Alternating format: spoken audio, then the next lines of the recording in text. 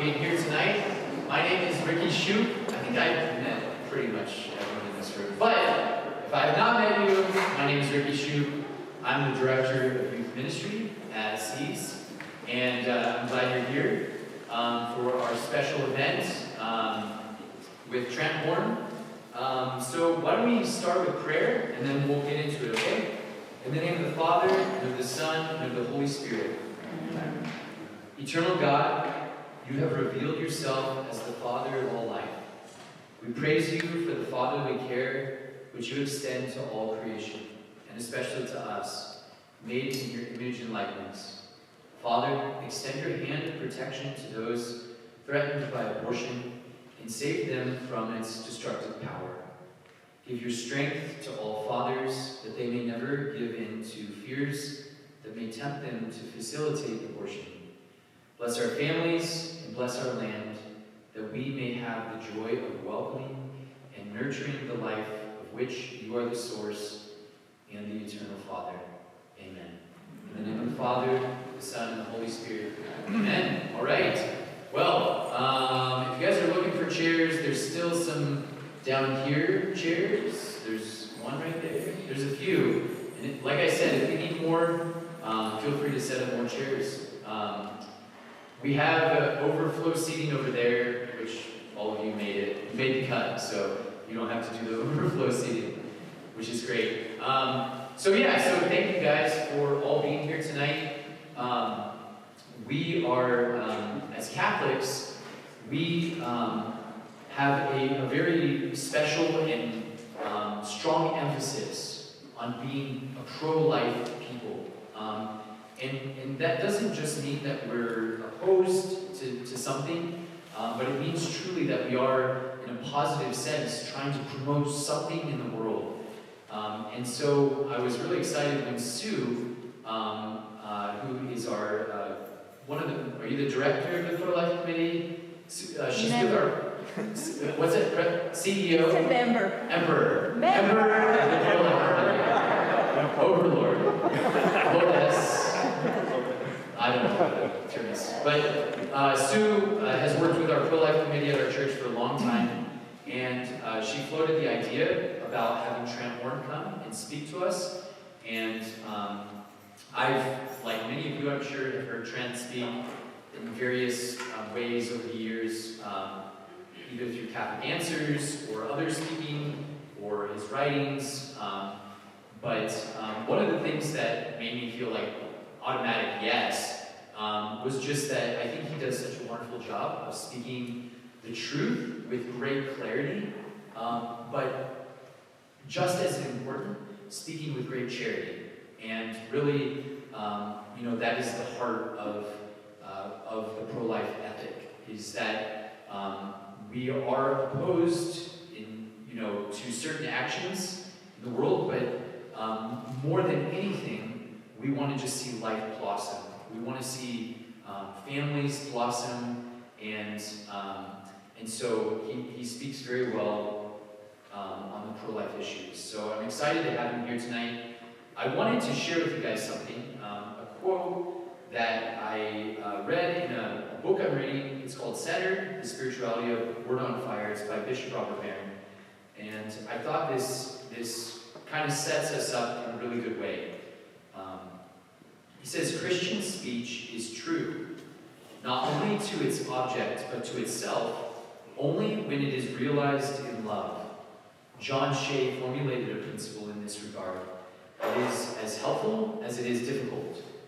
Criticize someone precisely in the measure that you are willing to help that person deal with the problem that you have raised. I'll say that one more time. Criticize someone precisely in the measure that you are willing to help that person deal with the problem that you have raised. If your commitment is to help is nil, you should remain silent. If your willingness to help is moderate, your critique should be moderate. If you are willing to do all in your power to address the situation with the person, speak the whole truth. This is not unrelated to Aquinas' point about relating anger to justice.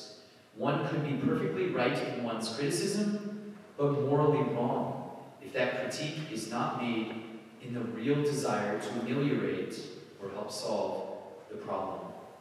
So, the reason we asked you guys to bring diapers tonight is because we are not just moralists.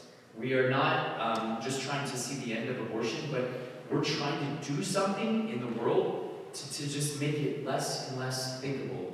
And all of the diapers that are getting donated tonight, which I thank you guys for bringing those, are going to go to a pregnancy resource center in the area.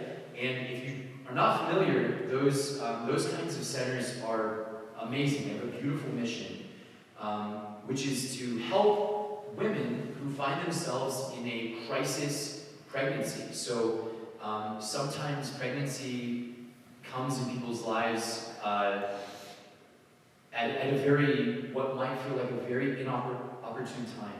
It may feel like it's going to destroy everything that they have going on.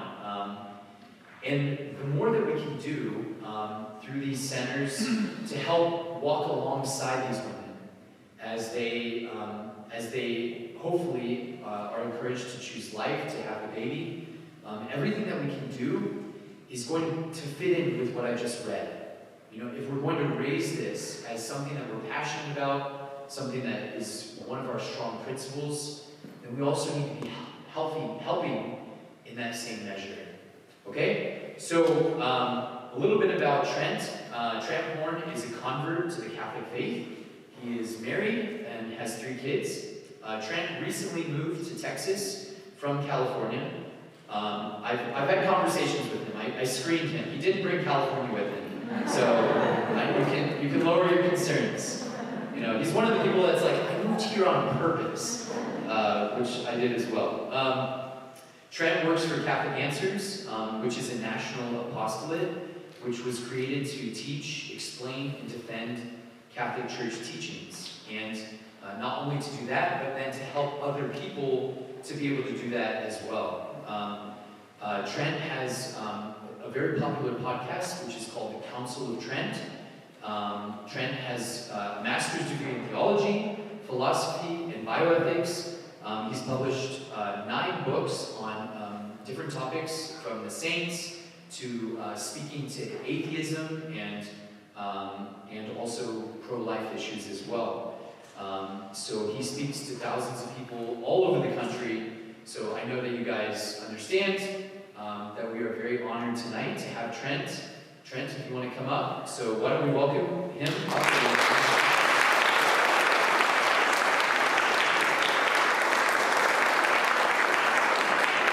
So the format, Trent will present for about 30 minutes, and then we will have about 30 minutes for questions and answers. When it comes to that point of the night, we have a microphone down here, and we'll probably just have a line. That's probably the best way to do it. So be thinking of your questions for Trent, and give him your attention. Thanks, Trent. Well, thank you so much, Ricky. Thank you all so much for having me here. I knew I made the right decision when we left California and came to Texas, and when it was negative 13 with the wind chill, I said I would still rather be here. I would still rather be here. I could go on a whole long tangent about California. Maybe afterwards over snacks you can get me on that to rant to you about. Well, this is really great. I'm really excited to be here to speak to you all, especially speak to a youth group, because I was about 17, 18 when I started really getting involved in the pro-life movement. So I was about your guys' age. Well, to give more background on myself, I'm actually a convert to Catholicism. When I was 16 years old, there was this Catholic youth group in my high school, and I was getting a paper graded in my English class, and they all came in one day, and they had pizza, and some of my friends were there. So I stuck around, and I asked them, and I wasn't religious at all. I believed in a God who was out there, but that was it. I wasn't Christian, I wasn't religious. But these people had really good answers to the questions I had, and they cared about science and reason and evidence. They didn't just take everything on faith, and I appreciated that. So when I was a junior in high school, I was baptized, confirmed, received my first Eucharist. Then when I was 18, I was about 17, 18, around that time, I remember, because I got involved in the pro-life movement. It's a funny story. There was a girl who went to a very tiny Catholic high school. There were that high school was smaller than this group here. There might have been 20 students who went to this really tiny Catholic high school. So they all got together and said they wanted a prom. And so they all agreed to invite somebody who didn't go to their school so they could have 40 people. And so she invited me, and then I met her dad, and her dad was the president of the state Right to Life organization. And he was like the Catholic dad that I never had. I mean, I converted, but even today, even as a convert, you know what's really hard? People will ask me, how do you know so much about this or that as a convert? And it's like, yeah, I've learned a lot of apologetics, but there's still a ton of Catholic prayers that I just don't know because I didn't grow up with them. So like I'm trying to teach my kids, like, as I lay me down to something, something, if I die tonight, Jesus help me. It's something like that. Which is actually when I started teaching my kids, I'm like, this is scary. So what am I praying? Well, in case you drop dead in the middle of the night, I'm like, just go to bed. I'll turn your magic on. You're fine. So, you know, when you're a convert, you end up, people kind of adopt you as like, you know, the Catholic dad, the Catholic mom you never had. And he was a Catholic dad I never had. And he was also the pro-life activist dad that I never had. Which is funny though, to my wife, her dad was also really involved in pro-life. He would go and host talks and do things like that. So my new Catholic dad, basically, had me over, he was showing me pro-life materials, and he showed me a video. He said, Trent, it's a really disturbing video. This is what abortion is, if you want to see it. And I said, yeah, I do want to see this. And when I saw it, it just changed me. When seeing, there's one thing to see pictures of the babies, and that's important. But when you see what abortion actually is, and I would challenge you to get permission from your parents if you need to do this, but you can go online to a website, I think it's called abortionno.org, abortionno.org is what it used to be. But seeing what it actually is, it changes you. They did a study back in like the 1970s. They wanted to save trees from being cut down. So they did two kinds of commercials. One commercial showed a beautiful forest, and they're like, don't cut down the trees. And it didn't really change people's minds. They did another commercial that showed a field that used to be a forest. It was just stumps of trees and nothing. And people started donating and doing something, because sometimes we're more motivated by the immediacy of the bad news than the good news. So while we need to promote the good of life, we also have to compassionately share with people the badness of abortion and get them to see that. And what's funny is, I think a lot of people, they do see it, they think about it in the back of their minds, but it hasn't really clicked for them to understand why it's bad, or to understand that they should be against it. I'll give you an example. One time I was giving a pro-life talk to a Catholic high school. It was a chapel about this size of a group. And I was invited to go, the theology students were there, and there was a girl in the back, very back row, and she was just not happy with my presentation. She didn't like it at all. And I could tell, because as I'm looking through the audience giving my talk, and thankfully nobody here is doing this, which is nice. No, so thank you. She has her arms crossed, face. Like she just wanted to telegraph to me how mad she was that she had to be there. And so when the time came for Q&A, her head says, anyone have any questions? Her hand goes straight up, and I said, all right, go ahead. She said, well, here's my question. Mr. Horn, what gives you the right to shove your beliefs down people's throats? I mean, I don't like abortion, but I don't tell women what they can and can't do with their bodies. What gives you the right to do that? Well, what would you say? She's kind of like upset and a little bit, how would you respond? A lot of us would want to just kind of fire back. Or we might want to say, hey, I'm not trying to push anything. I just want to, we'll either get too, shrinking down, or we'll go back, punching back with equal force. I believe in taking the middle ground. What St. Paul says in Ephesians 4:15, he says, speak the truth in love. And a lot of times, if you listen to me on Catholic Answers Live, when I talk to people who are pro-choice, here's my thing. When they hired me at Catholic Answers, they said, do you want to do shows on the radio about being Catholic? I said, yeah, but I don't want to talk to Catholics. I said, why? I said, because it's more interesting to talk to people who aren't Catholic, or who don't believe what we believe. And I want to ask them why.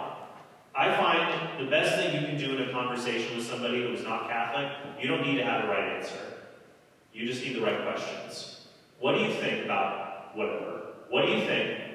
And why do you think that? How did you come to believe that? When you have the right questions, you can get someone to really reconsider what they believe. So I asked this young girl, I'll call her Kelsey. I asked her, Kelsey, can I ask you a question? Now I want you to think, what kind of question would you ask her? Let me repeat what she said to me. Mr. Horn, I don't like abortion, but what gives you the right to tell women what they can and can't do with their bodies? I don't like abortion, but I don't go around shoving my beliefs down people's throats like you do. What is a question? What is a question you would ask her, to get right to the heart of where she's coming from? I'll give you a hint. It starts with why. Any ideas? What would you ask Kelsey? Why not what? Why not? Okay. Here's what I asked her. Kelsey, I have a question. You said you don't like abortion. Why? Why don't you like abortion? And she got taken aback. She's like, well, isn't it obvious? And I said, well, imagine that I'm a 5-year-old, and I've never heard about abortion before. You're explaining it for the first time. Why don't you like it? Explain to me. She said, well, it takes a life out of the world. And I said, well, what kind of life? I mean, when I step on a spider, I take a life out of the world. Is that abortion? She said, well, no, of course not. I said, okay, then what kind of life are we talking about? She said, well, it takes a human life out of the world, but I can't tell women what they can and can't do. And so I said to her, Kelsey, help me understand where you're coming from. You said you don't like abortion because it takes a human life out of the world. It ends a human life, the life of a human being. It kills a human being. You don't like abortion for that reason. But you don't think you can tell women that they can't end the lives of human beings inside them. They can't kill a human being. I don't understand that. That doesn't make sense to me. Can you help me see what I'm not getting? And she just sat there, and everyone in the chairs turned around and was looking at her. And she said, well, it sounds bad when you put it that way. And I said, well, I didn't put it that way. You did. I'm just trying to understand where you're coming from. So notice what I did here. I didn't shrink back, but I also didn't punch back. The Christian apologist Greg Kokel says, when you ask questions, it takes you out of the hot seat, and it puts you into the driver's seat of the conversation. And by asking Kelsey that question, she had to really consider, she didn't like abortion, why not? There's really only one reason to not like it. And it's the same reason as to why you should not only not like it, but you should hate this thing. You should want to get rid of it. You should want to abolish it. You should want to outlaw it. Abortion is not something, I hear this phrase a lot from protesters. I have my share of protesters. Go to YouTube, Trent Brock University. It's hilarious. It's this Canadian school where I went, and everybody came out to protest me. And I thought Canadians were supposed to be super polite people, and they are. They were actually very polite protesters. But protesters, nonetheless.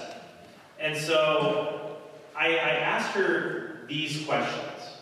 And I think it's important to do that because you get to the heart of where someone is. And I want to reach people where they're at and get them to rethink these issues. So what I want to share with you right now is just kind of my approach when I talk to someone who is pro-choice. I'm not going to be able to give you the whole thing, but I would recommend go to Catholic.com, you see on the sign there. In the search bar, search this phrase, why are you pro-choice? And there's a bunch of radio shows there. There's probably dozens, if not hundreds of hours of me talking to live people who are pro-choice, unscripted. These are people I've never met before. And you can see how to talk to someone who's pro-choice with clarity and with charity. And you'll notice if you listen to enough hours of it, you'll see I use the same approach every time. What is that? Well, this is the approach. I always want to get people back to one question. The one question that matters more than anything else. If you only take away one thing from tonight, it's this. Oh shoot, we're out of time. Do we have any questions? It's this. You can find in my book available for $19.99. It's this question. What are the unborn? That's the one question. What are the unborn? Let me tell a story to explain why this question matters. I want you to imagine it's many years in the future, some people here many years in the past, and you're washing the dishes at the kitchen sink. And for me, this is the present. and your 5-year-old runs in behind you and says, Mommy or Daddy, can I kill this? What's the first thing you're going to say? Anyone? Mommy or Daddy, can I kill this? What are you going to say? Kill what? What is it? Kill what? Because let's say he has a spider. All right, time to put on your little kid Nikes and squash this bad boy. Well, what if he comes in and he says, I've got the neighbor's cat? Theologians are divided on this question.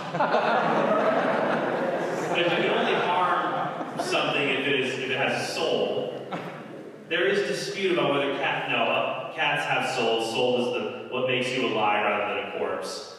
But some people might be like, yeah, other people know, but in general, we don't kill the neighbor's cat. What if he says, Mommy and Daddy, can I kill this? He has his 2-year-old younger brother. Not only is it no, but now you gotta go to counseling. So the question is, what is it? What is this? Before I can answer, can I kill it? What is it? Everybody involved in the abortion debate knows abortion kills something. That's obvious. The question is, what is it? We have to answer that question. Because here's the thing, if the unborn are not human beings, abortion is not a big deal. Some people ask me when it comes to abortion, do you think abortion should be illegal? I answer the question in different ways. One way I answer it is by saying, I think it should be absolutely legal. I think it should be legal. I think people can even have taxpayer-funded abortions. It should be legal if the unborn are not human beings. If they're not human beings, abortion is no different than a tonsillectomy. But if the unborn are human beings, it can't be justified. If the unborn are not human beings, abortion needs no justification. None. If the unborn are human beings, no justification is adequate. Nothing can justify it. So that's the question we have to get back to. But here's the thing. Most reasons people give to say why abortion should be legal have absolutely nothing to do with the question, what are the unborn? They have absolutely nothing to do with it. And I'll prove it to you. Fill in the blank. Help me out here, shout out the answers. Abortion should be legal because... Fill in the blank. Anyway, abortion should be legal because... Why? Anyone? Yes? It helps women. It helps women. Anyone else? Yeah? Life is hard. Life is hard. Yeah.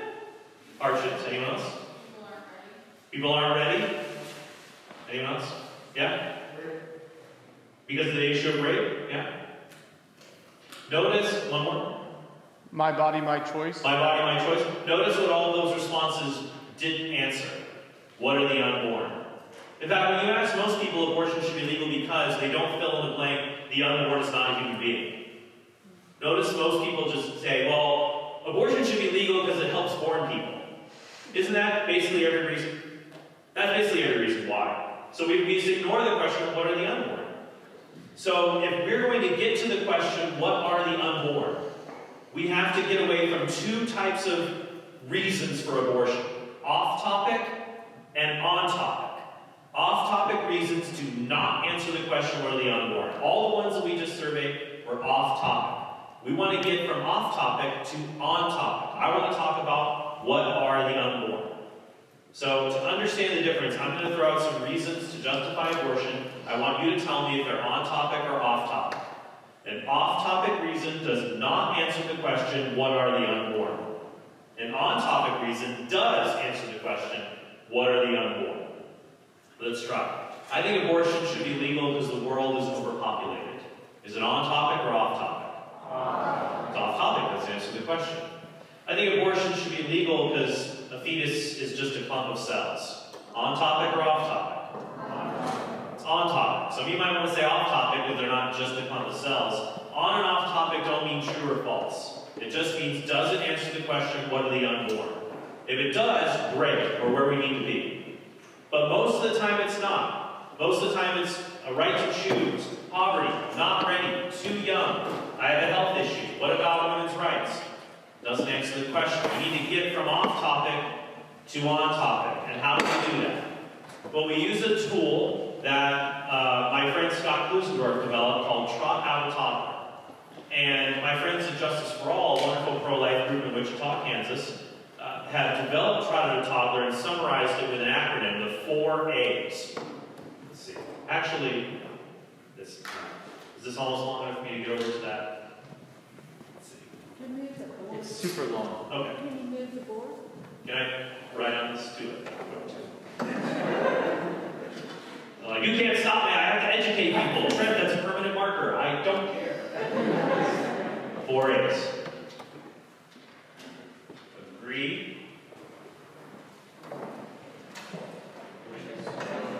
All you have to do is agree.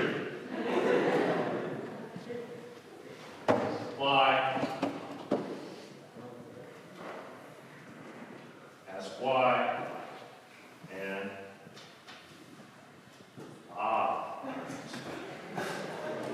now, I'm really OCD. It's going to bother me. One of them is black, but sorry. Did anyone ever watch on Netflix? There's a wonderful show called Monk. No one here? Some of the parents are not there. The few teens aren't. It's a good show. Check it out. Okay. Agree, apply, ask why, off. I'll give you an example of how it works. When I was at the University of California in Berkeley, I was debating an abortion provider, a guy named Dr. Malcolm Potts. He actually helped to get abortion legal in England back in the 50s. And he's still around, supporting this stuff. It was his class. It was his class at UC Berkeley. So they bring people in to debate him. And the guy's a glutton for punishment because he has horrible arguments, but he just doesn't realize it. So we come in, and during Q&A, a woman said to me, Mr. Horn, what about women who are too poor? What about a woman who lives in a country where she has 2 children, she's on the brink of starvation, and she's pregnant? Shouldn't she be able to have an abortion? Now, is it on topic or off topic? It's off topic, so we use child and toddler, agree, apply, ask why, and off. What we don't want to do, we don't want to get off the topic. We don't want to say, well, no one's really too poor, or, there's foreign aid, or in the U.S., there are pregnancy resource centers. All those things are good. But here's the truth. Would abortion be right if there was no adoption and no pregnancy centers? Would that make abortion right? No, it wouldn't. These things help, and we should support them. But at the end of the day, we have to get people to see, well, what are the unborn?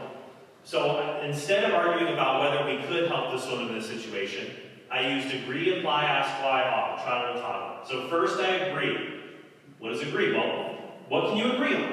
And said, you know what, that would be a really difficult situation to be that poor. You didn't even know if you could feed your children. That would be heartbreaking. Why am I agreeing? Because people will not care if the unborn are human until they see we are human. If you cannot agree with someone about anything, you're not going to have a productive conversation. Even if it's trivial, find something to agree on. But then comes apply. Apply always starts the same way. Imagine I have a 2-year-old. What you do with apply is you take the off-topic reason and you apply it to a 2-year-old. You say, well, imagine I have a 2-year-old here, and his mother is too poor to take care of him. Should she be allowed to kill him? Agree, apply, what's the next step? That's why, because if you say, should she be allowed to kill him, nearly everyone will say, well, no, of course not. To which you say, well, why not? And the person will usually say something like, well, because that's a real person, that's a born person, that's a 2-year-old, it's different. Agree, apply, ask why. The last step is, don't do that, it's pretentious. But you can say, okay, that's the issue. It's not about poverty. It's about what are the unborn. It's about what are the unborn. Because we don't kill 2-year-olds who live in poverty. With this one from UC Berkeley, I said this would be a tragic, difficult situation to be in. But let me ask you a question. You said this woman already has born children, and she's pregnant. Could she just kill one of her born children? I really said this. Could she kill one of her born children instead of having the abortion? And then she'd still have 2 kids, and it'd be the same. She said, well, no, of course not. And so I said, 2 words, why not? She said, well, it's obvious. That's actually killing someone. I said, okay, then that's the issue. It's not about poverty, because we don't kill 2-year-olds in poverty. It's about what are the unborn. This is the most important tool you can use, honestly. It's not the whole pro-life position, but it will get you on the topic. What are the unborn? What are they? And always get back to that question, focus like a laser. I want the person to tell me what the unborn are.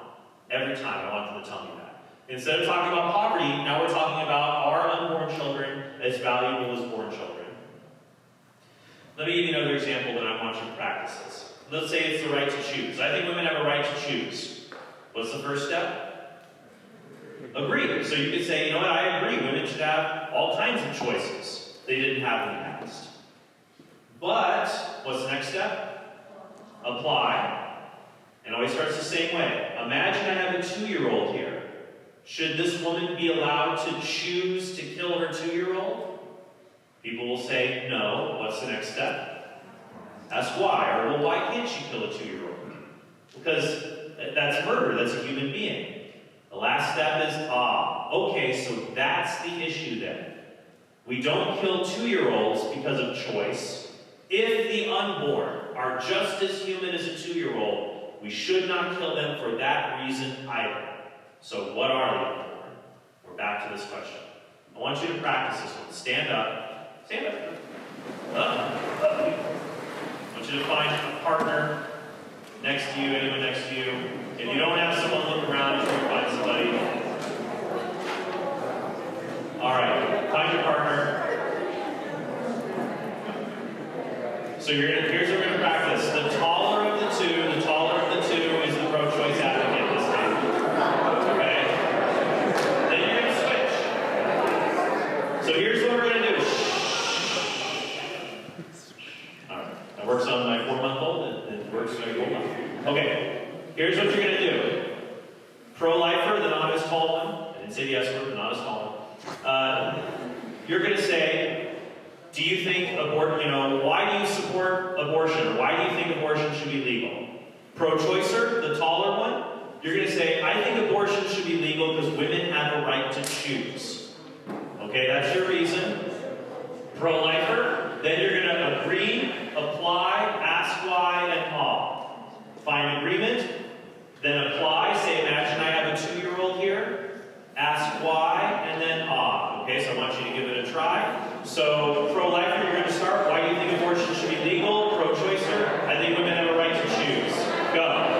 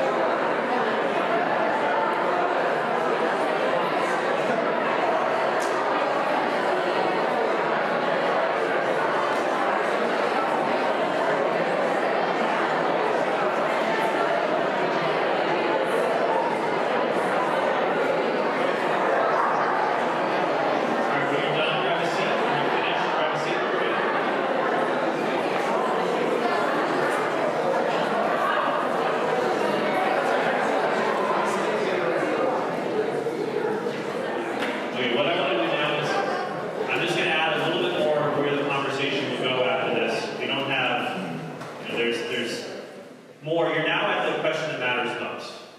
And what will happen, a lot of times people will say, yeah, but it's not the same. A 2-year-old's not the same as an unborn child or a fetus. And that's right. But at this point, we would say they are different, but why does that difference mean the unborn child does not matter or is not human? So, very brief summary here, but we need to do 2 things. We need to show scientifically the unborn are members of our species, just like you and I. They're biological human beings. And philosophically, we can say they're different, but those differences don't change their value. Science tells us what something is, but science cannot tell us whether we should care about it. Science tells us a lot of stuff, but it can tell us, if you find DNA at a crime scene, science can tell you the species, and if it's human, which human the DNA belongs to. Science can't tell you if that person had a right to live or if the killing was justified. You need philosophy. Philosophy tells us, well, if we know the unborn are human beings, they're different. Are they persons or not? How do we show the unborn are human beings? My friend Steve Wagner has a great 10-second pro-life defense. It goes like this. If it's growing, isn't it alive? And if it has human parents, isn't it human? And human beings like you and me are valuable, aren't we? So I'm going to say each line. I want you to repeat it back to me. If it's growing, isn't it alive? If it's growing, isn't it alive? If it has human parents and human DNA, isn't it a human being? If it has human parents and human DNA, isn't it a human being? And aren't human beings like you and me valuable? And aren't human beings like you and me valuable? So scientifically, this is easy. The unborn are growing, so they got to be alive. They're obviously alive. If they weren't alive, to be morbid, you wouldn't need abortion if they weren't alive, obviously. And they're humans. They have human DNA and human parents. And they're not like a body part, like my skin cells. The words embryo and fetus scientifically refer to a human being from the conception to the 8th week of life is an embryo, and a fetus is just a human being from the 8th week of life until birth. Now, a lot of people say, okay, maybe it's a human being, but it's not a person. It's not fully human. Why? They'll pick one of 4 differences. And I'm going to go back to the whiteboard because I love whiteboards. They're fun. They're going to pick one of 4 differences, and it's summarized in an acronym, SLED. S, size, level of development.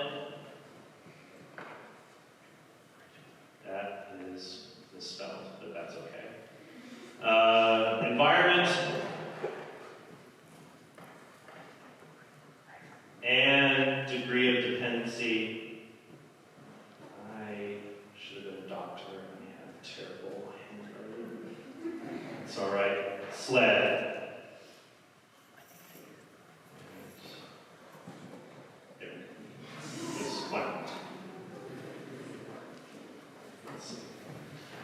So SLED, size, level of development, environment, degree of dependency.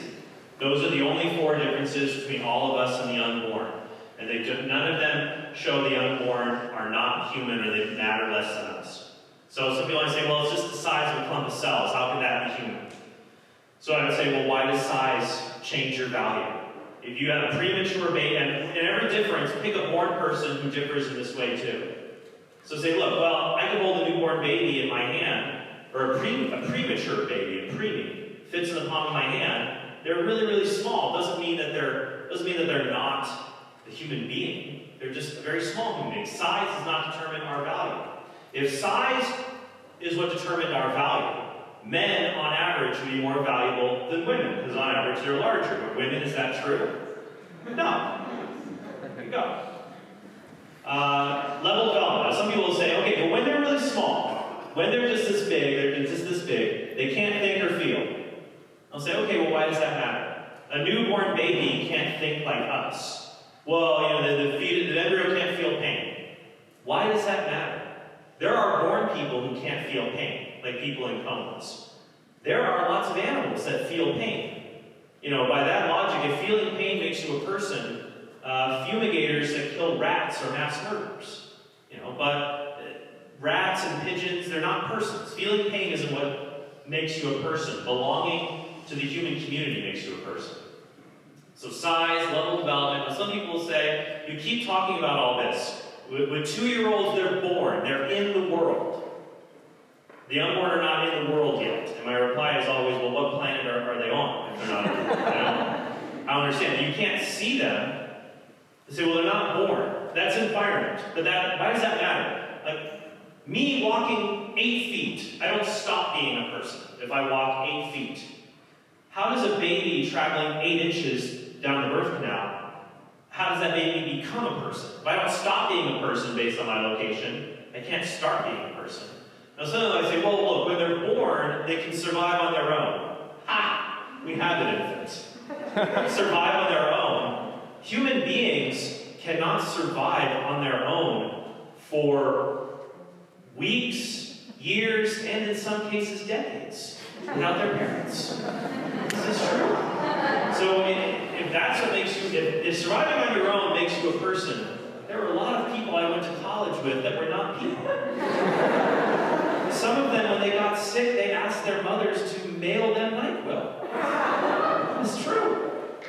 Now, so surviving on your own, you can survive on your own. That's not what makes you a person. Imagine you were at a swimming pool, and you think you're the only person there, and you start to leave, and you hear a splash, and you see a 2-year-old fell in the pool. Is that 2-year-old a person? Yeah. But wait, hold on. This 2-year-old is completely dependent on you to live. At that moment, they cannot survive on their own. They're dependent on you. Well, yeah, they're still a person. They're just an incredibly dependent person. And the same is true of an unborn child. A woman called a radio show once, and she said, I'm for abortion when the fetus isn't viable. I said, well, why does viability matter? She said, well, if it can't survive outside the womb, it's not a person. I said, well, let me understand what you're saying. You're saying when an unborn child is at its maximum level of helplessness, they're not a person until they just become a little less helpless.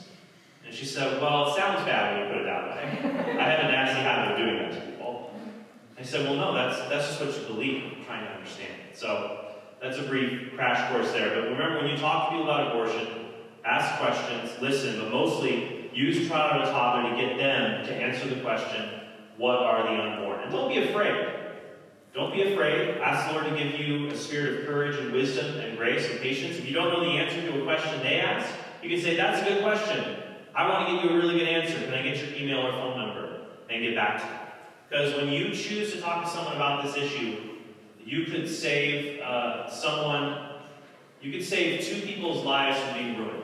A lot of people say, I need an abortion. If I don't get an abortion, my life will be ruined. And I tell them, look, if you have this child, your life will be different. But your life won't be ruined. The word ruined literally means to tear apart. If you have this abortion, however, I can guarantee you one person's life is literally biologically going to be ruined because it will be torn apart. And in all likelihood, your life spiritually, emotionally, maybe physically, will be torn apart too. So we care about all human beings. I believe that all human beings, and when people say, why are you pro-life? I can say, look, here's why I'm pro-life, because I think every human being, no matter how old they are, young they are, where they live, their physical abilities, whether they're rich or poor, whether they're an abortion provider or an unborn child, every single person is equal, has equal rights and equal dignity. And so it doesn't respect someone's dignity if we say it should be legal to kill that person. And I just think we should have equal rights for everyone. An equal right to life for all people. And people care a lot about equality, and I don't see how people can argue against that. So I would encourage you, I'll pray for all of you, to do that. And I would recommend if you want to grow in this area, I have a book called Persuasive Pro-Life. You can find it online. I think it's only like $5 online, so you can check that out. I have a course on this that's going to launch at our School of Apologetics called schoolofapologetics.com. I have a whole course on pro-life you can check out. But also, just go to Catholic.com, search Why Are You Pro-Choice? Watch the shows. You'll learn a lot just by doing it. So, well, great. Well, that was really enjoyable. Now I'll take some questions. If you guys have any, that'd be fun. I think it'd be good to, if you want to do a question, go up to the mic and maybe just make a line around here. If anybody's got questions they want to ask? Cool.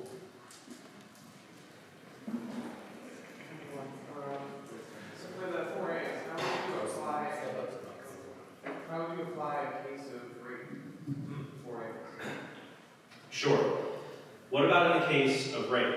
This is a larger question. I'm glad you asked that. How would you use child or toddler? Because it's not on top. It doesn't answer the question, what are the unborn? First, when people ask, what about abortion in the case of rape? Well, you use child or toddler. Before we get to apply, we need to spend a lot of time on agree. Say we agree rape is tragic, it's an injustice. Many times people who commit rape are not thoroughly punished or punished at all. In some cultures, women who are raped are punished in the sense that they're executed. It's called honor killing. So sometimes if I have a brief moment, I'll say, if it's barbaric to execute the woman who's a victim of rape, a person we should cherish and help, isn't it equally wrong? Even in this country, we don't execute rapists in this country. The only person involved in this that gets executed is the child. How is that fair? That's a Cliff Notes answer.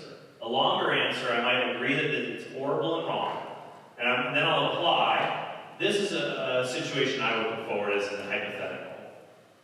Imagine a woman is married, but then she's raped and becomes pregnant. And she doesn't know if the baby is from her husband or the rapist. So she gets a paternity test.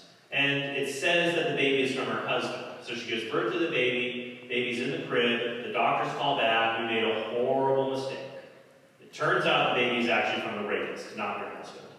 And she just can't deal with this thing in the world. And she decides, can she kill that product of rape in the crib? What are most people going to say? No. So agree, apply. Ask why. Well, why not? Well, because the baby's already born. Okay, so that's the issue then. We agree we don't kill products of rape, someone who is conceived and raped in the crib. If the unborn child who is conceived and raped is equally human, we shouldn't kill them either. Is that, so is that be helpful? Yeah, that's an apply that I would probably use in that situation. Any other questions? Come up to Mike. If you have questions, just come on up and you can make a line if you'd like to ask questions. Sorry, sometimes, looking at, talking with everybody, I've heard of the story of this one saint. I forgot her name. I know her name, like, sort of some Saint Gianna, whatever. Gianna. Oh yeah, the Right. doctor, when she was giving birth to one of her children, doctors said that if it would be unhealthy for her to birth a child. And what would you say? What would you say it would be wrong to kill the child in that instance? Because, it kind of, he'd be unhealthy to the woman. Right, sure. I'm not saying I'm not for Wi-Fi. That's an important question. What if a woman's life or health is in danger? It's a very good question. And I would say we need to go back to the question, what are the unborn? If the unborn are not human beings, it's an easy answer. Just do an abortion if someone's life or health is in danger. If they're not a human being, it's totally fine. If they are a human being, then you have to make tough choices. Sometimes when you have two people whose lives are in danger, you can't always save both. But you can't kill one in order to save the other. So if someone's health is in danger, like if I'm sitting in a raft on the ocean and Ricky is COVID-19, whatever, I can't push him out of the raft and kill him because I'm worried about getting sick or my health. I can't kill someone because it's my health. Even if the raft is sinking and can only support one of us, I couldn't push him out to save my own life. But there might be cases where you can only save one person.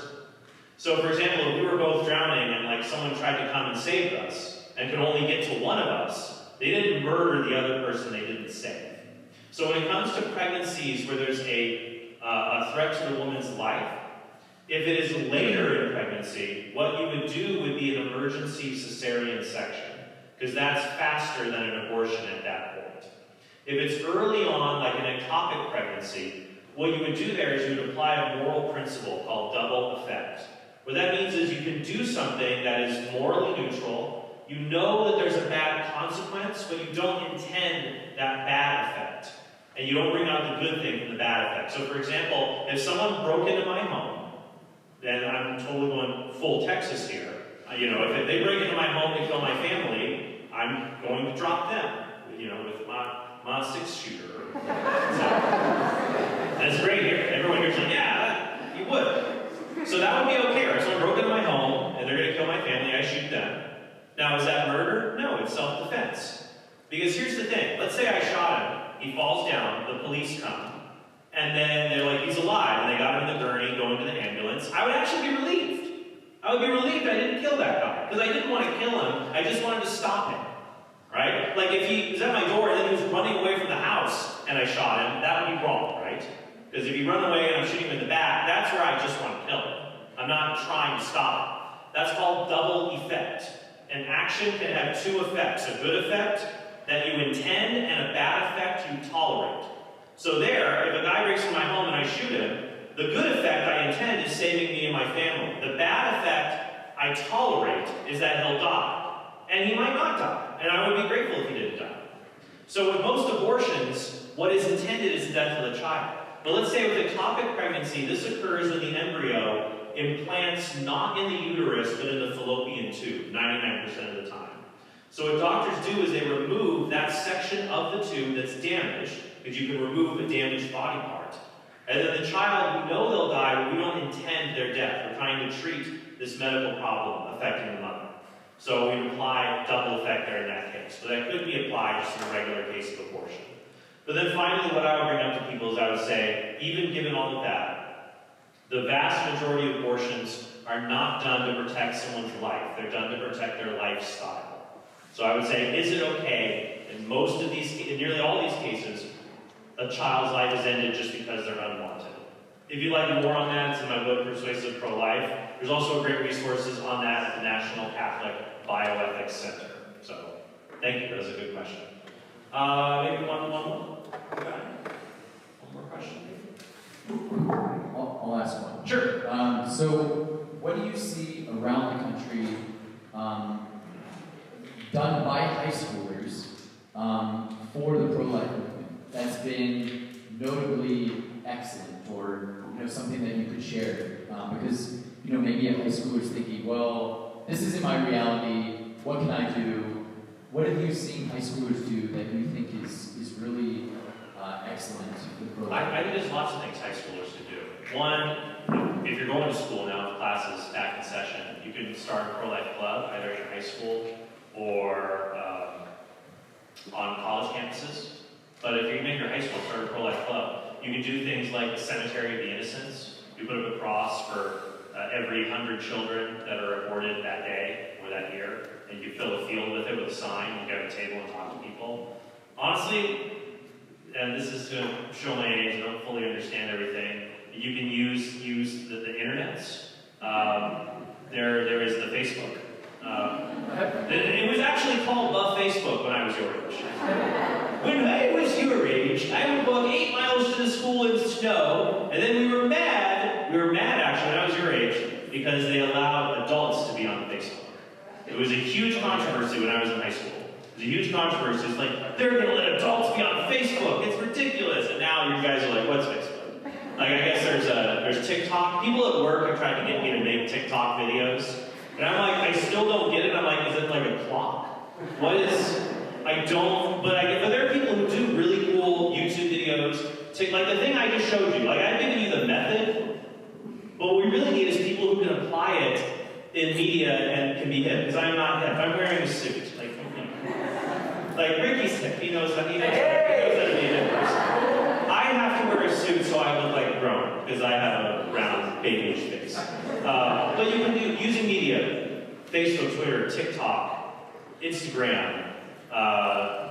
Snapchat, I don't know, all the things that are out there. But to apply the principles in a way for people to understand it, that would be super helpful.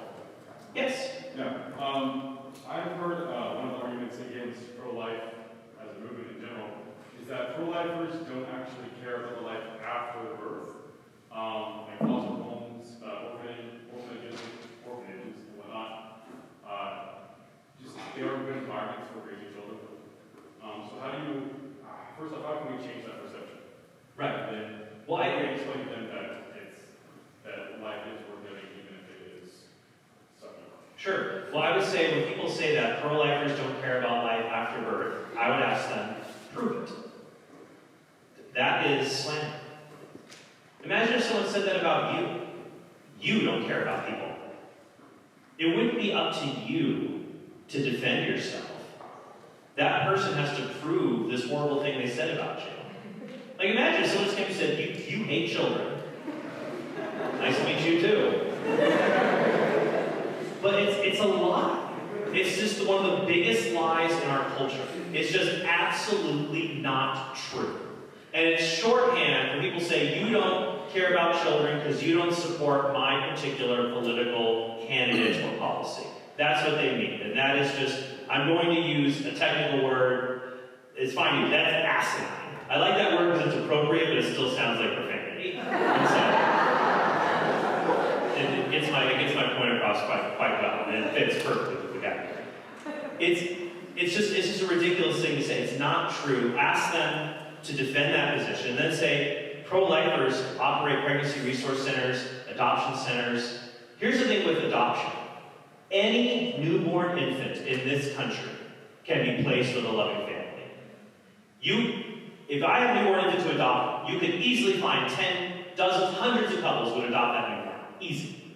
The children we have trouble adopting are not children who would have been aborted. They are children who were wanted by their parents, whose parents wanted them, but whose parents ended up being criminals or drug addicts. And now they're in foster care. So I would say to this person, well, what's the solution if these children are in foster care? Why don't we kill them? Just kill them.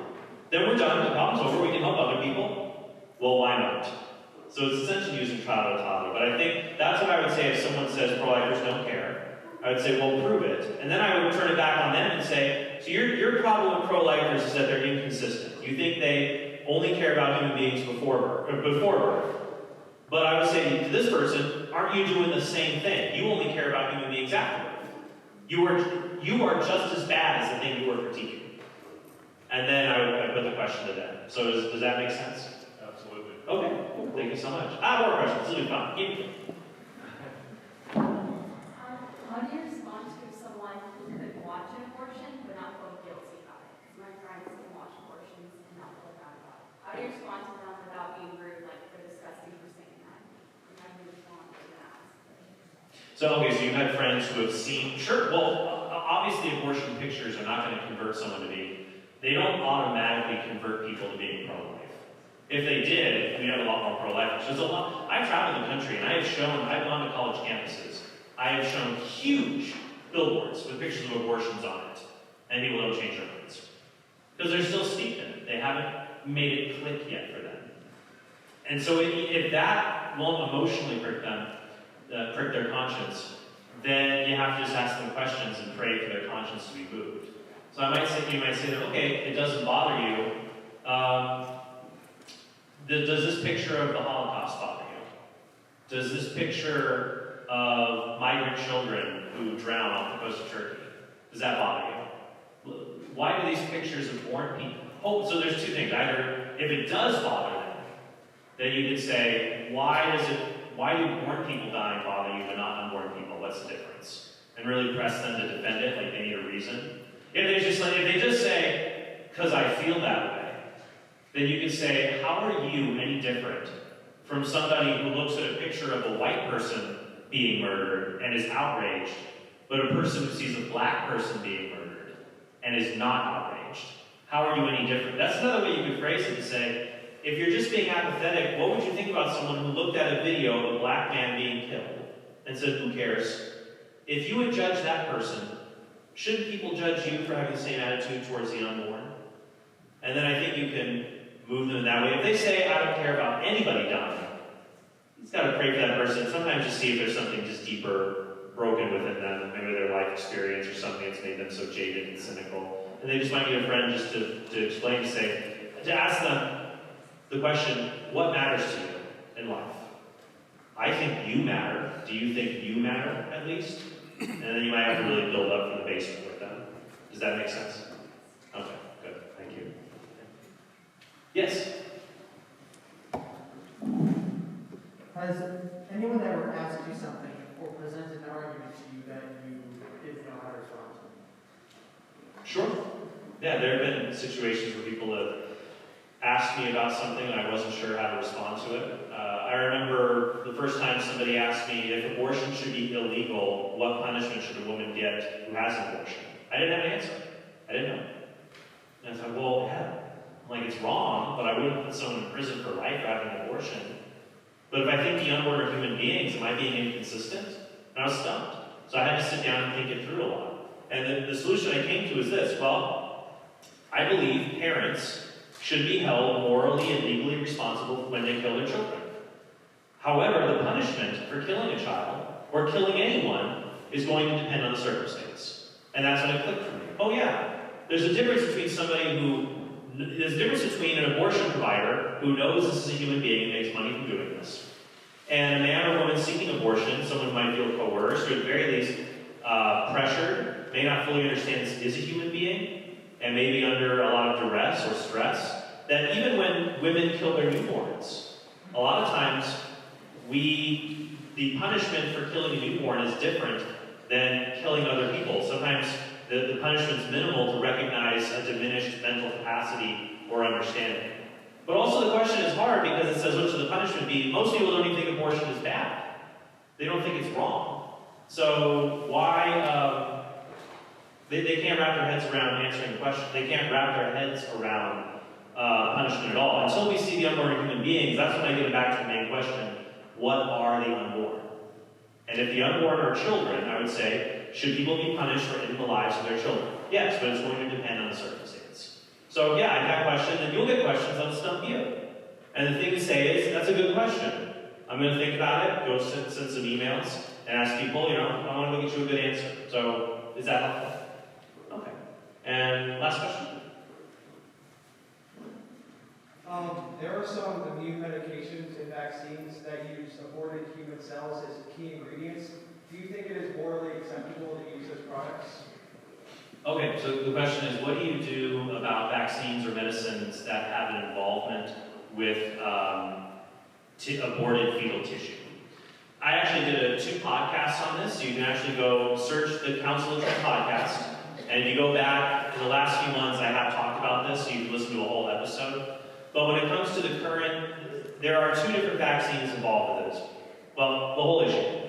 There are no vaccines that contain aborted fetal cells. There are no vaccines that contain cells from unborn children. However, different vaccines have been developed with cell lines, cells that have been copied over and over and over again, whose source was a cell taken from an aborted child.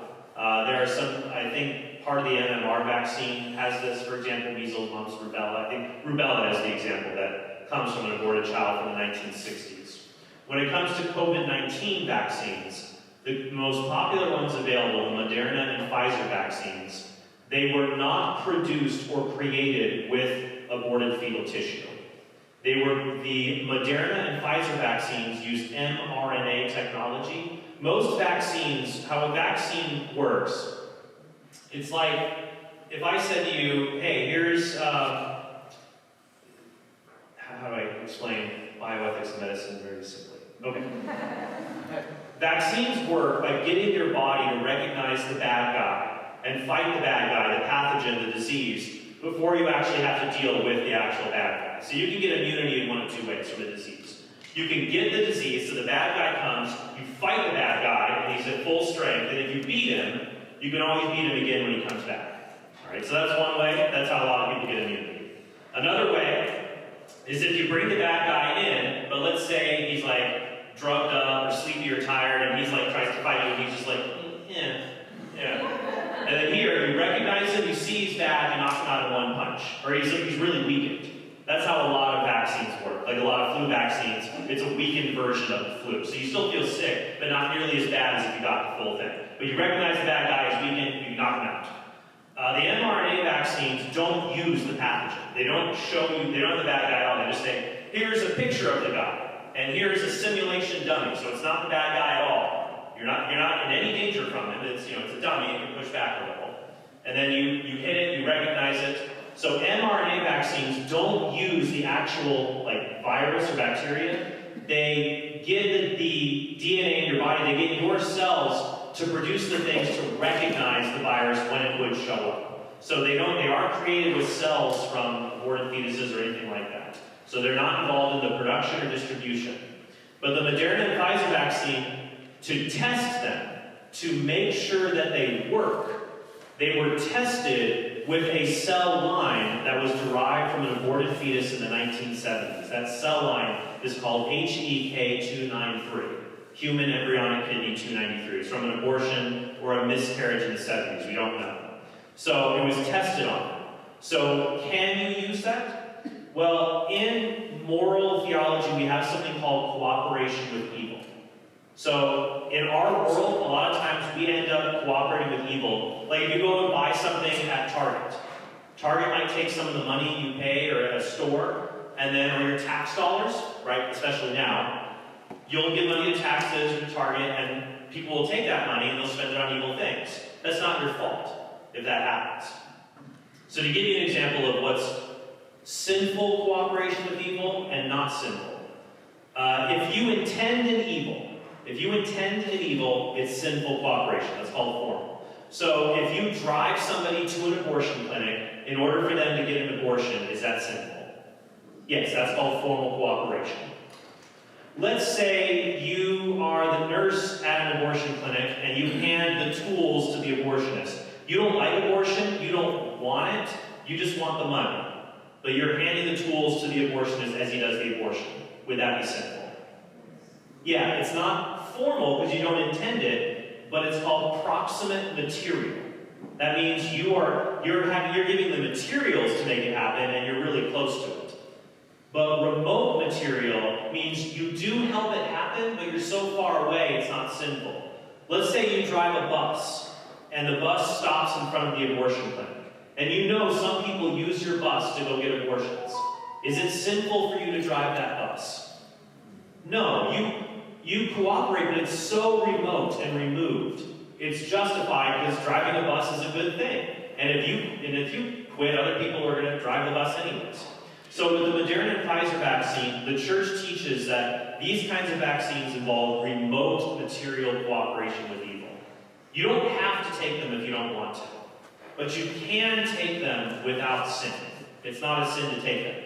So they were tested, a cell line that came from an abortion a long time ago, was used not to make the vaccines, but to test them to see if they work. That HEK293 line is actually used in bioethics to test all kinds of medicines. Even things like Tylenol and other kinds of medicines are tested with this. And so if we say that that's sinful, you have to give up most modern medicine. Now, should we write to these these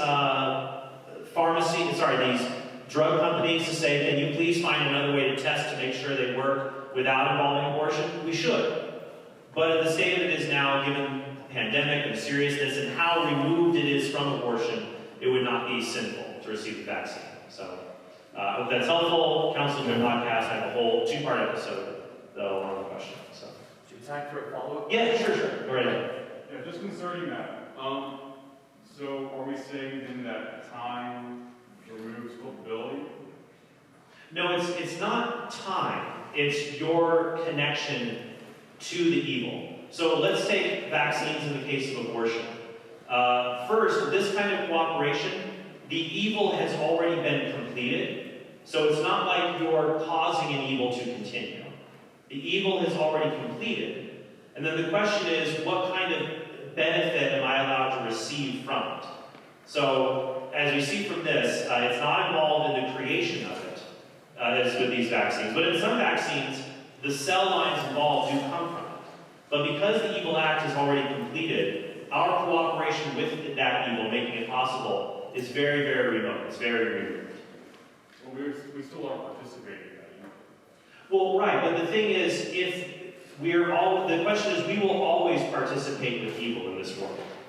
If our position is it is always sinful to participate in evil, then the only thing morally we could do is to go live in Alaska in the middle of nowhere and build everything from scratch.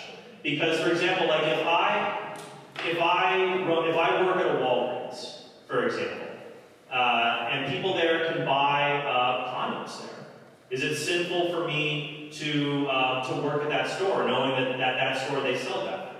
No, because the vast majority of what the store does is not actually sinful.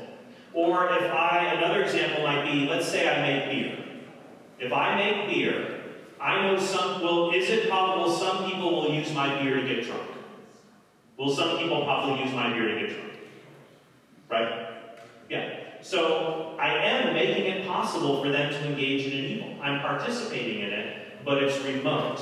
Now, if I'm a bartender and a guy is already drunk and he wants more booze from me, it would be sinful for me to give him that alcohol. It's proximate. But the further we are away from the evil involved, the more remote it becomes, the more it can be justified. And in the case of the vaccines, there's a participation in evil, but the church teaches, and this comes from the Congregation for the Doctrine of the Faith, the highest teaching office of the church, has said that cooperation is remote enough that it's not sinful if one participates in it. So, is that helpful? I suppose I'm just a little confused because it's with the examples that you provided of the beer and the condoms. It's dependent upon our use as objects for the divorce, whereas with the virus or vaccine, you're using it in a way that it was derived initially from something that wasn't normal. Right, let me give you another example then. Some of the techniques that we have learned to treat victims of hypothermia, the most effective treatments for hypothermia came from experiments that were done at Nazi concentration camps. So what the Nazis did was that they took inmates in the camp and they would put them in ice-cold baths and basically kill them or nearly kill them and then try to revive them. And they discovered newer ways to treat someone with hypothermia. So this was done. Of course, those experiments don't happen anymore, but the knowledge from them has remained today. So imagine somebody was dying from hypothermia, and I said, we have this jacket that will save their life. But it was first invented by the Nazis in the concentration camp. Would it be wrong to give that to them?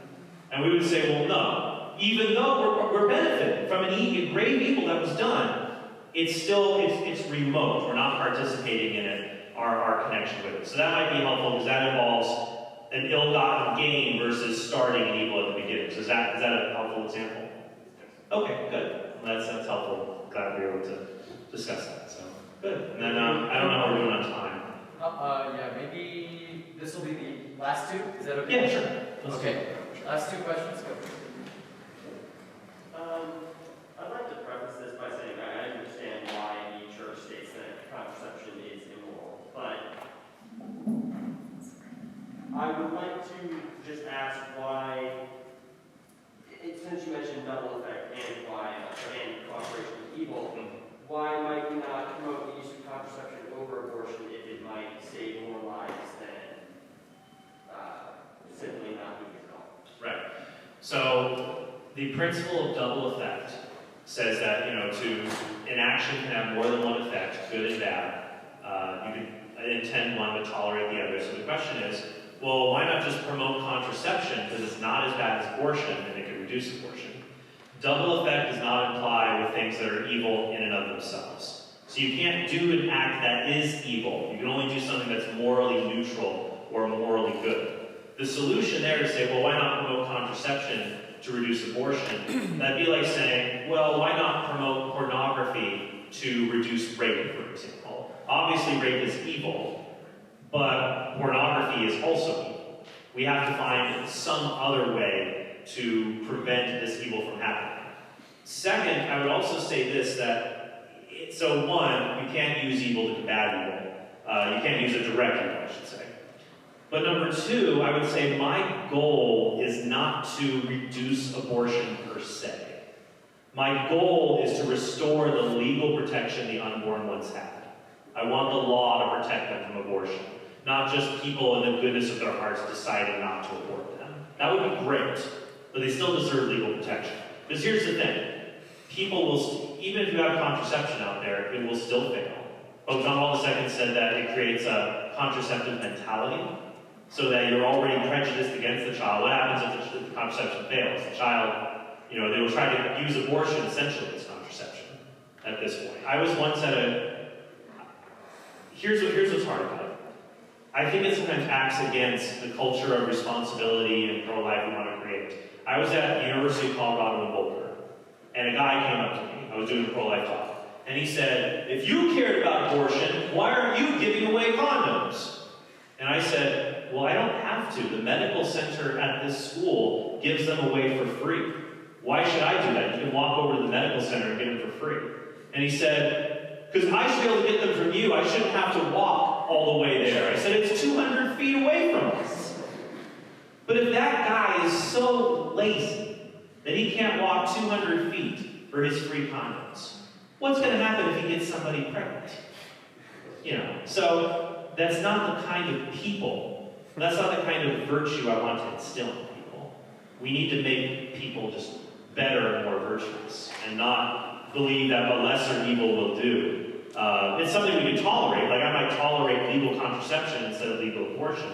That doesn't mean it's a good that I have to promote, if that's helpful. Okay, good. Okay, And last one more. question. By the way, this is my favorite part of the talk. I thought actually of only doing Q&A talks, but it's fine. I love doing the talks, but Q&A is fun. If you do talks, it's like I feel like the audio and the Trent characters sometimes, over and over again, and then I'm going to lose my mind and go 5 Nights at Freddy's. Pop culture, I know some pop culture.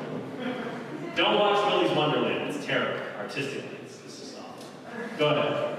First question, have you ever considered running for office? Running for office? No, because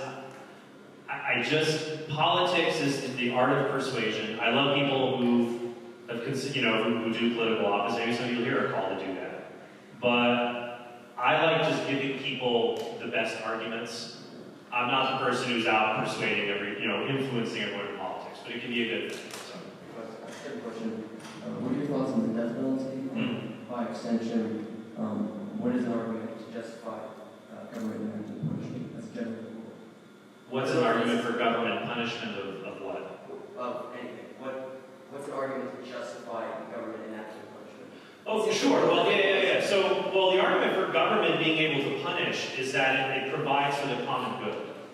So, human beings are social creatures. They're meant to live together in society. We're meant to live communally. But because of sin, we can't always count on everyone to do the right thing. So human beings we are sinful. We're not completely bad, but we're not completely good either, far from it. So because we need community, but we're also sinful, sometimes we will act against each other's interests or harm each other. So we need something, an apparatus to allow us to live together and flourish. And that's the state. How does the state work? Well, the state basically has laws and has a way of enforcing the laws. Okay, so you can't have one without the other. If you just have enforcement without laws, that's horrifying. That's just a totalitarian state, where just people can do whatever they want to with their power. But if you have laws without enforcement, they're just suggestions. Take a penny, leave a penny. They're suggestions. If laws do not have punishment behind them, there's nothing to force you to obey them, basically.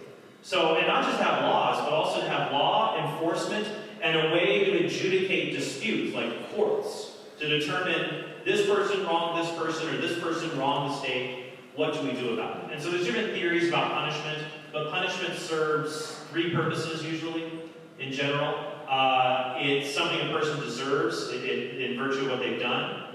It tends to deter other people from committing crimes, and it oftentimes helps to make the person a morally better person. It's why you had a timeout when you were a kid. It's why, it helps you to understand your own moral growth. Now, punishments have changed throughout history, though, and we've made moral progress in how the state should punish people. And you asked about the death penalty. What I would say is that I agree with the Catechism's teaching that the death penalty is inadmissible because we have reached a point in society where we can, most reasonably in different countries, have non-lethal means to protect others. We've seen throughout the history of the church a movement away, a trajectory away from the death penalty. Even people today who are supportive of the death penalty among Catholics, I know it's a controversial issue, I think they would agree that they don't support previous ways the church tolerated the death penalty. For example, 500 years ago, you could get the death penalty for stealing a horse. Should we give the death penalty to someone who steals cars today? The death penalty was available for many, many, many crimes because there weren't really effective prisons. But then over time we say, no, no death penalty this, no death penalty that, no death penalty for this crime, or this crime, or this crime. And the church teaches we're now at a point where we can say, not for any crime. You might say, well, what about countries that have really bad jails that can't house these criminals? Well, what do they do? Well, it turns out most of the poorest countries in the world have already abolished the death penalty. They don't even use it. The death penalty is currently only legal in the United States, China, North Korea, and Muslim theocracies in the Middle East. Most other countries around the world have abolished it. But Catholic World Report has some articles on it you might find interesting, but some people try to compare that with abortion, but at the end of the day, you can say, look, an unborn child is innocent, they haven't hurt anybody, so if anyone should not be given the death penalty, it's them. So, that's what I would say to that. So is that helpful? Maybe? Yeah, for that, I just kind of follow up. Alright, real fast. We're almost out of time, so make it quick. What's a good principle since all laws are based on morality? Right. It's stupid when someone says no, but they're just like, Don't let me. yeah, it's ridiculous. What is a good principle defining law as to where establishment is? Yeah, sure. So the question is, well, we don't make everything immoral illegal. Like, have you ever told a friend you'll help them move, and then you just forgot to text them back, and then you don't show up? Imagine if the police came to your house. You know, that would be chaos if it could be illegal to break a simple promise. But if you signed a contract with somebody, you broke the contract, there's a punishment. So there's no fine line, like more like wrong and then wrong enough to be illegal. So it's hard to draw the line. It's easier to say there's some things we know should always be illegal, like directly killing innocent human beings or directly assaulting human beings. Things like that. So I think it's helpful to work out where we're sure, and then we can get to the boundary where we're not sure. So, thank you. Good. I'll throw it back to Ricky, everybody. Thank you guys so much.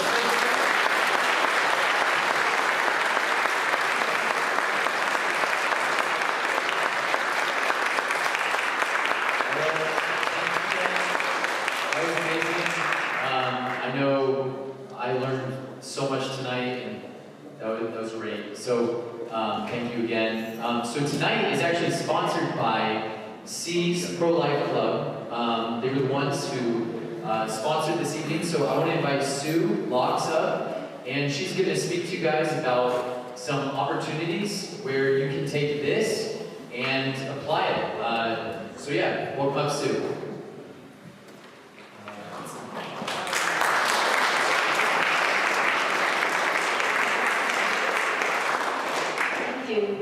So, I've been doing pro-life for a long time, and I want to ask you, do you think this is an important issue? Yes. So that's great. I want you to, then let's do some things. Are you willing to come together and do things to help people not want to have abortions? There's a lot of things going on, and there's a lot of ways to get involved in the area, and there's a lot of things. I ran the Youth for Life program for many years, and some of the things that we did is we have a pro-life bootcamp. Has anybody ever heard of pro-life bootcamp? Maybe your older brothers or sisters went. So it is held at the University of Dallas every summer, and it's 1 week of getting involved and getting information and working with other high school students.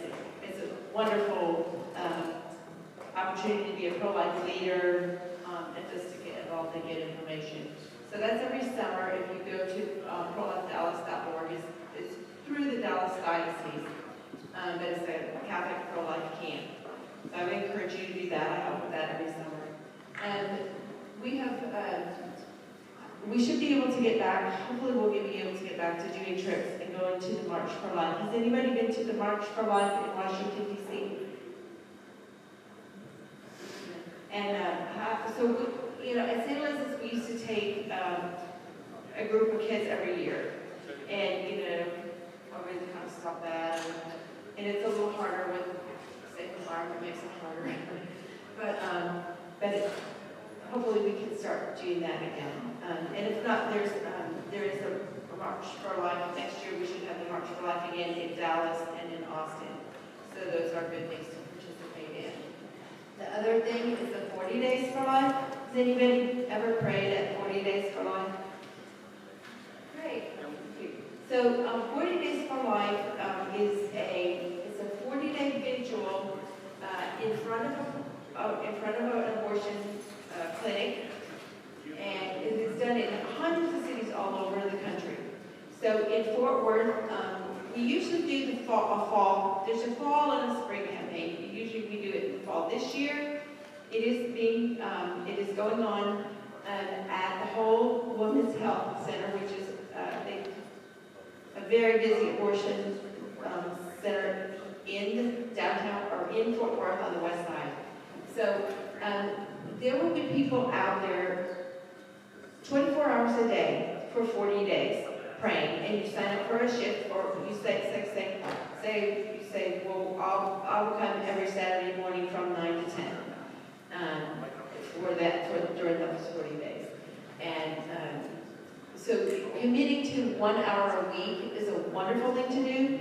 What we want to do to get started is next Saturday from 9 to 10, I want to invite you guys. Ricky's going to go, I'm going to go, and we would like to see you there at the Whole Women's Health Center. It's quiet.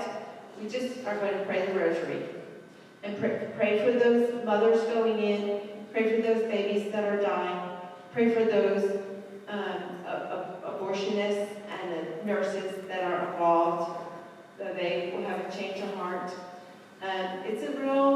The first time you go, it's really hard, and it's a real eye-opener, but it's important. Those babies need our prayers, and those moms do too. So next Saturday, see if you can, get a parent or someone to take you, come with your friends, and we'll see you there, okay? Who thinks they might go home? That's March 6th. Okay, and then, so I have some flyers about 40 Days for Life out there on the table. I also would love for y'all to start a pro-life club. And I have lots of information to help. It's not that hard. I have Pro-Life 101. This is Scott Kusendorf, who Trent talked about. I have the Students for Life has tons of things. This is Courageous, this book. It has all kinds of activities and ideas and things that you can do as a pro-life club. I have a whole workbook, the high school guidebook from Students for Life of having a pro-life club. So it's a lot of fun, and it helps a lot. We need to you have to reach out to your peers and be a witness and learn what you can, because it's a very important issue. For many years, over 1 million babies a year were aborted. It is lower than that now. It's estimated to be around 800,000 abortions every year. But there's nothing else that kills that many people every year. COVID didn't come close to killing almost 1 million people in a year, and that was huge, and we're all wearing masks. There's nothing compared to what abortion is. Heart attacks, nothing is nearly the numbers that of innocent babies that are killed. So it is important, and it hurts women so much. So I would love for you to get involved and have these resources. If you didn't sign in, if you had signed in, and if you would like, if you give us your email, we'll just send you and invite you to let you know what's going on, and invite you to get more involved if you feel called to do that. So please, and also as a parish, we will be starting the a spiritual adoption program at the Annunciation, March 25th. So that will be, you will see it look in the bulletin. Ricky, you I'll send it out. Ricky will have, yes, we'll have commitment cards so you can spiritually adopt an unborn baby that you will pray for every day. We'll learn, it goes for 9 months. So at Christmas, 9 months from the Annunciation is Christ's birth. So at Christmas, we'll learn each month the development of the baby. And I also have to take a look at the baby models back there.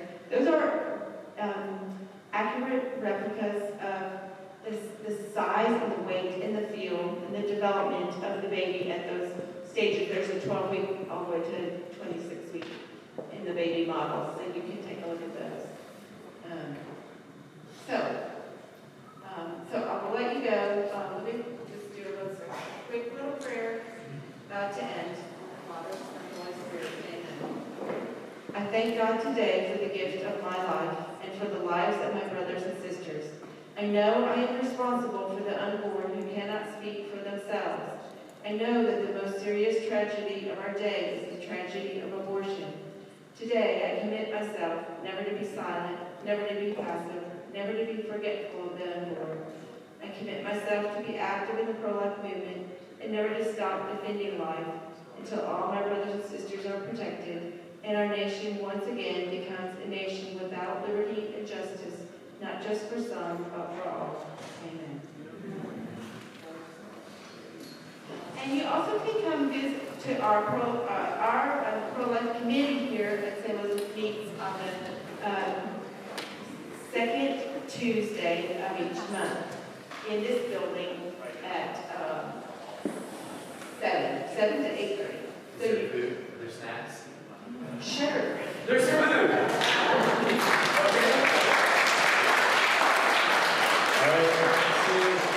And it's 10 after 8, so if you need to go. Thank you for being here tonight. If you want to stick around and chat, feel free. I think Trent's in the back, so if you want to say hello to him. If you're able to help put this room back in order, we need to put these round tables back up. That would be very helpful. Thank you. Good night.